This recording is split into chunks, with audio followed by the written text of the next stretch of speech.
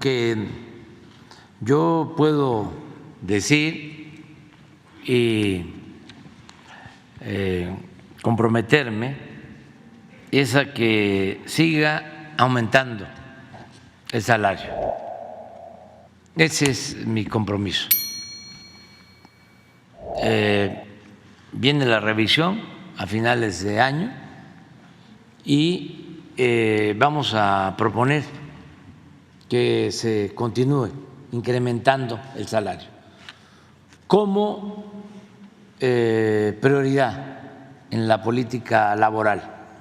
Hay muchos asuntos pendientes porque la verdad fueron 36 años de política antilaboral. No hay nada que se haya hecho en 36 años durante el periodo neoliberal en beneficio de los trabajadores. Nada. Nada, absolutamente. Al contrario, fue reducción del salario en términos reales, pérdida del poder adquisitivo del salario, quita de prestaciones laborales, la subcontratación, la privatización de las pensiones, etcétera, etcétera, etcétera, etcétera. Entonces, hemos avanzado en mejorar salario, en garantizar el reparto de utilidades, en quitar lo de la subcontratación,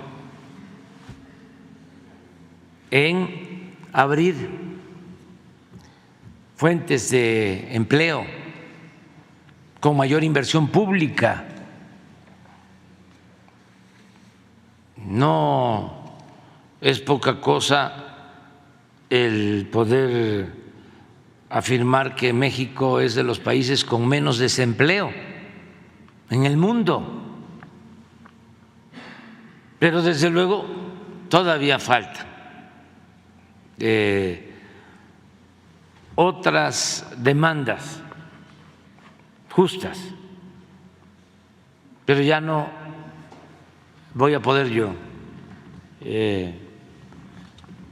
concluir con todo lo que se requiere. Avanzamos mucho, pero por eso es importante la continuidad de la transformación.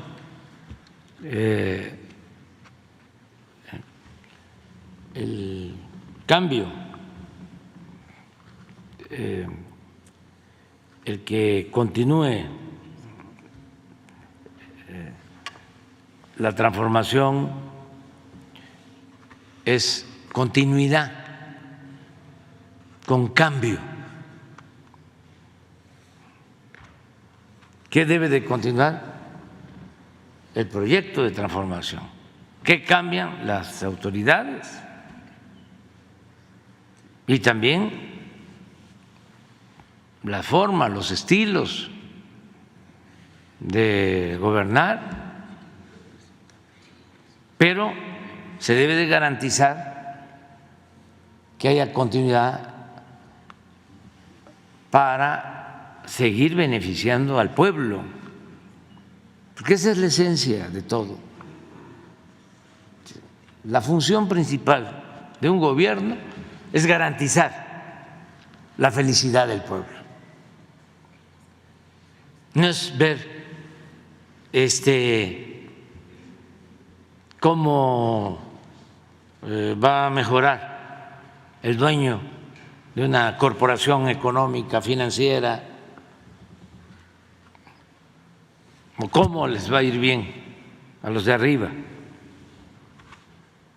con el cuento de que si les va bien a los de arriba, les va a ir bien a los de abajo. No, si la riqueza no es contagiosa. Entonces, eso es lo más importante.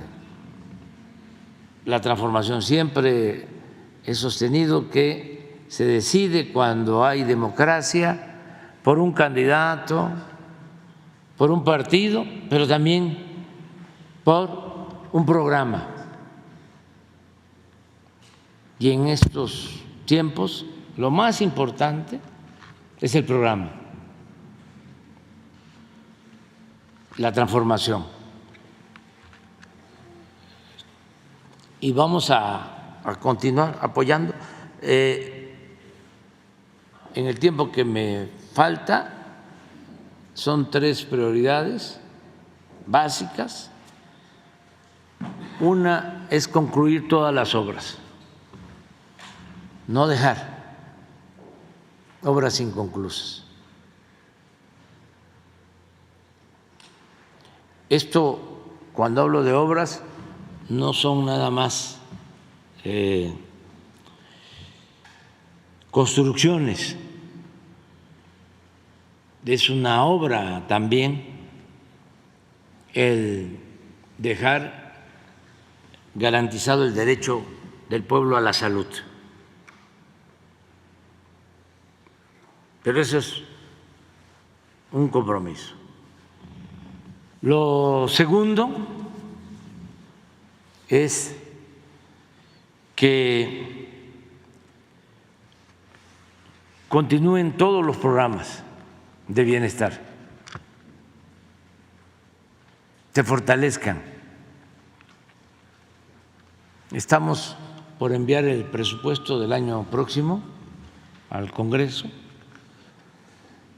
y ya se está contemplando un incremento del 25% a las pensiones de adultos mayores. Y todos los programas de bienestar van a tener aumentos, aun cuando solo se considere el incremento inflacionario, pero todos van a tener aumento. Estamos pensando, porque no queremos que se gaste más de lo que ingresa, no queremos que haya déficit, porque no queremos endeudar al país, no queremos aumentar impuestos. Estamos pensando que si nos alcanza, vamos a incrementar el número de becas, sobre todo para educación básica, porque en educación media superior es universal, es a todos, pero en educación básica no. Son como 5 millones de becas, pero no llega a todos. Entonces queremos aumentar lo que son becas para educación básica, que es preescolar, primaria y secundaria. Repito, educación media superior sí es universal, y en las becas para nivel superior y de posgrado ya son, en el caso de nivel universitario, más de 400,000. Es como toda la UNAM, yo creo que más. Es la UNAM, la Metropolitana y el Politécnico juntos,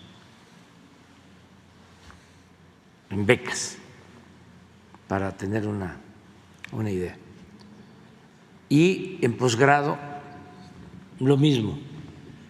En total ahora son 12 millones de becas, pero queremos aumentar, si podemos, lo que tiene que ver con educación básica, porque ahí es donde nos falta más.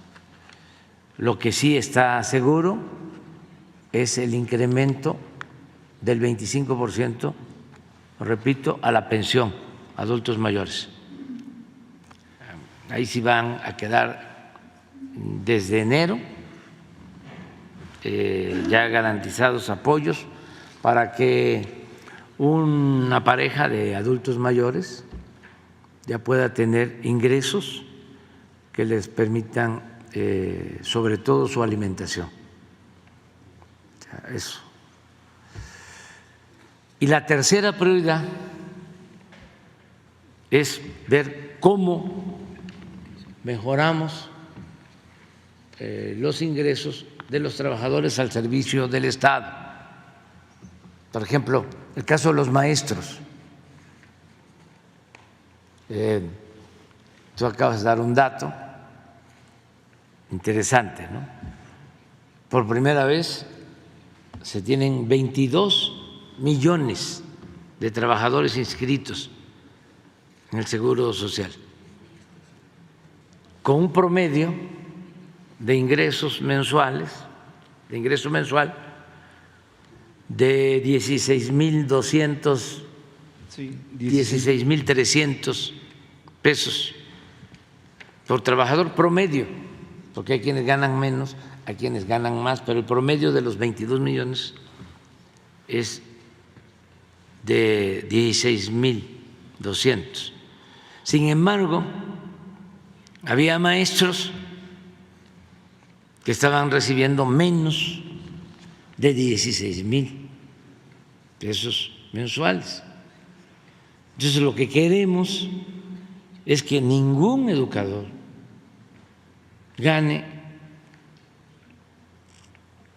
menos de los 16,200 pesos, que sea como un mínimo,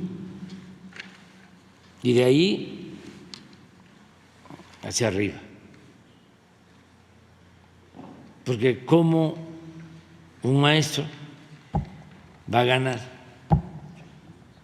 menos que el promedio sería el nuevo de lo que salario gana mínimo? Un trabajador? Sí, es como un mínimo para los maestros y va a ir subiendo porque afortunadamente la economía de nuestro país está creciendo. Llevamos 3 años con un crecimiento mayor al 3% anual. Acaban de hacer un ajuste, porque estas cosas pues no se conocen.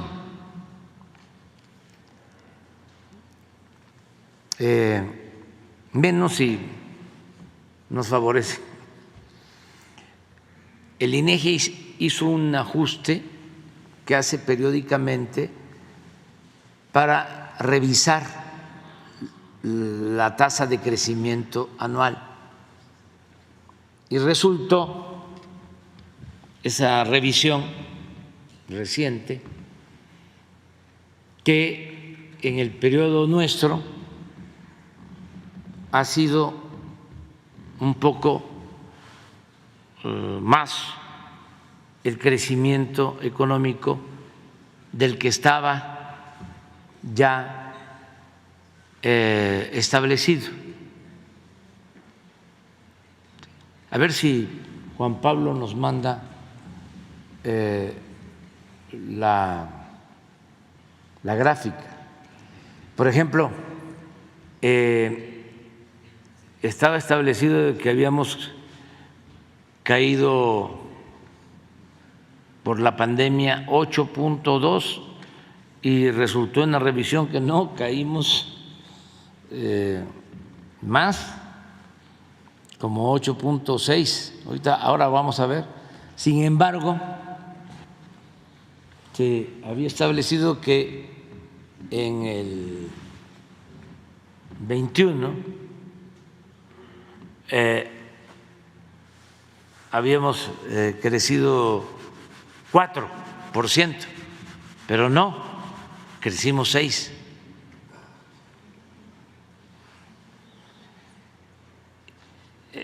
Entonces, mientras tengamos crecimiento, vamos a poder tener posibilidad de seguir manteniendo buena recaudación en contribuciones, y vamos a poder tener presupuesto para seguir apoyando el desarrollo y seguir también la de crecimiento, una gráfica así sí, sí es esta, sí nada más, sí. Eso es lo que caímos en el 20 y cómo salimos, ya estamos arriba.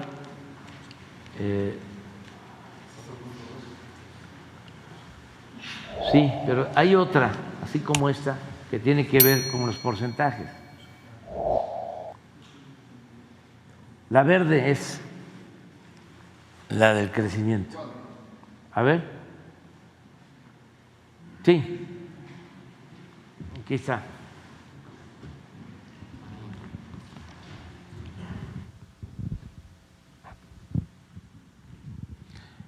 Este es ya el real. 19 menos 0.3, esta es la caída fuerte, esta es la que estimábamos, estaba como creo 8.2, pero en la revisión ya fue mayor la caída, 8.8. Estamos hablando de la peor caída en casi 100 años. O sea, nos tocó una situación muy difícil por la pandemia. Afortunadamente, por la estrategia que aplicamos, ya para el 21 estábamos abajo y ya aumentamos, crecimos 6.1. Esta estaba abajo, estimada en 4. Esta se ajustó a favor. Y ya 22, 3.9. Y lo que llevamos, creo que es, sí, la estimación de enero a junio, 3.6 este año. Esto, si se suma, da un promedio ya positivo de 0.9, promedio anual de crecimiento, que eso es un milagro. Y yo espero que para el 24 esto se convierta en cuando menos 1.3 para que el per cápita, es decir, el crecimiento por persona, sea igual que antes de la pandemia, con un añadido, que si tenemos este crecimiento promedio ahora, 0.9, promedio anual, casi 1%, la distribución de la riqueza, la distribución del ingreso es otra, porque se puede crecer mucho, pero se queda el ingreso en unas cuantas manos. Y como se demostró en encuesta de ingresos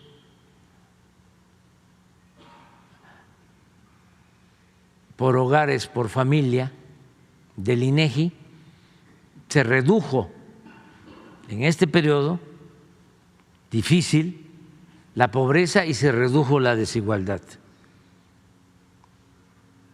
O sea, es crecer con bienestar, crecer con justicia, progreso con justicia. Entonces, si seguimos así, vamos a poder tener recursos para financiar el desarrollo sin endeudar al país, sin aumentar impuestos, sin gasolinazos, sin que aumente el precio de la luz. Y lo vamos a lograr. Y esto también va a significar que para el próximo gobierno van a tener márgenes, porque si no hay una deuda excesiva, porque lo que vamos a dejar nosotros de deuda va a ser mucho menor en incremento a la deuda de Calderón y del licenciado Peña. Ya ellos en promedio crecieron la deuda en 7 puntos del Producto Interno Bruto, del PIB. Nosotros, cuando mucho, va a haber un crecimiento de 5. Quiere decir que 2 puntos del PIB van a quedar disponibles para cualquier situación que se tiene que cuidar, porque de acuerdo a mi análisis, mi pronóstico, no vamos a tener ninguna crisis financiera en el país de fin de sexenio. Nos va a ayudar mucho porque pues somos una economía interrelacionada mundialmente. Por ejemplo, la crisis de la pandemia pues fue mundial, eso no se generó en México. La crisis económica, sobre todo la inflación mundial, se produjo por la guerra de Rusia y Ucrania, no fue un asunto interno. No hemos tenido ninguna crisis interna como en otros tiempos, ni vamos a tener, pero sí hay que cuidar el mediano plazo. De acuerdo a mi análisis, no vamos a tener crisis interna porque no va a haber crisis financiera en Estados Unidos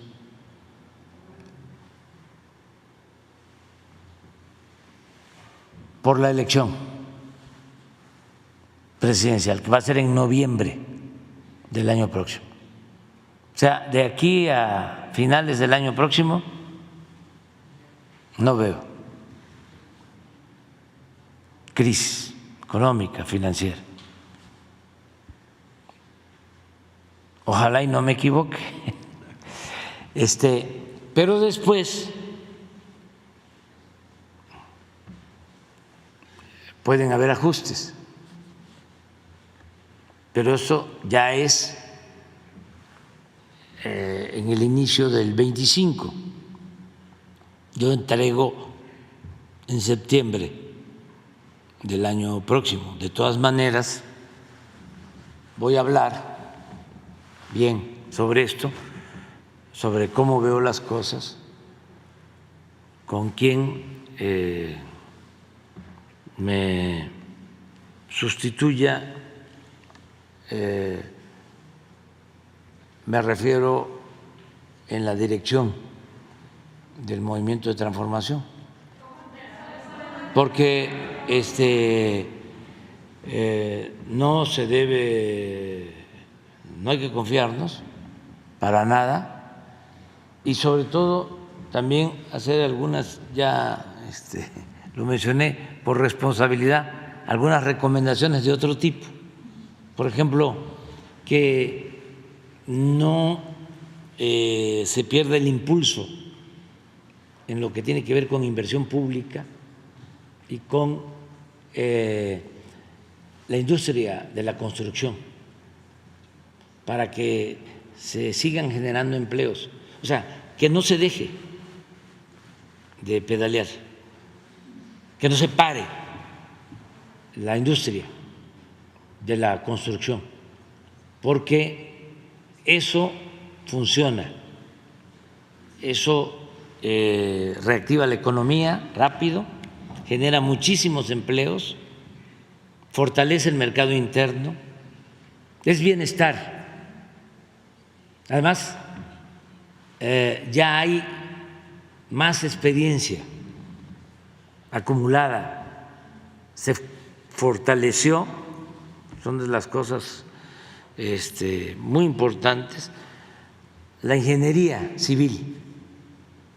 Bueno, se recupera, sí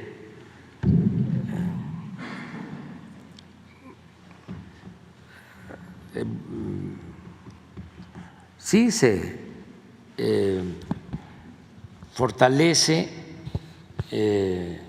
se rescata la ingeniería ferroviaria. No existía ya.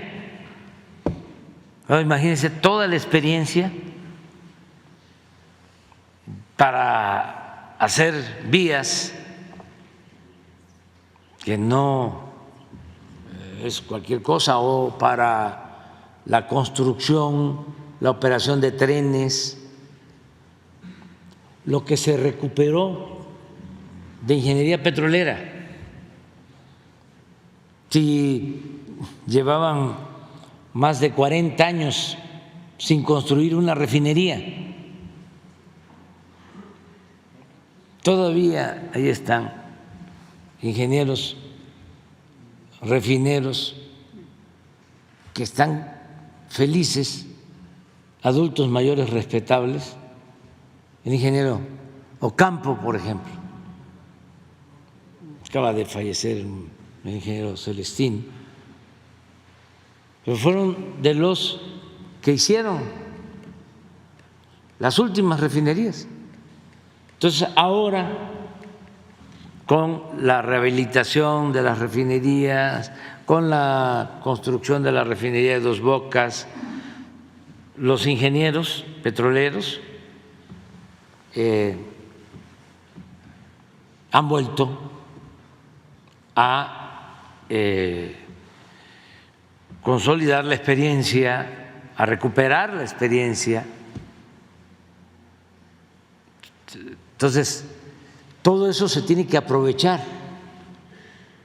Nosotros, aquí el general Sandoval sabe, pero hemos enviado a capacitar a conductores de trenes a Europa,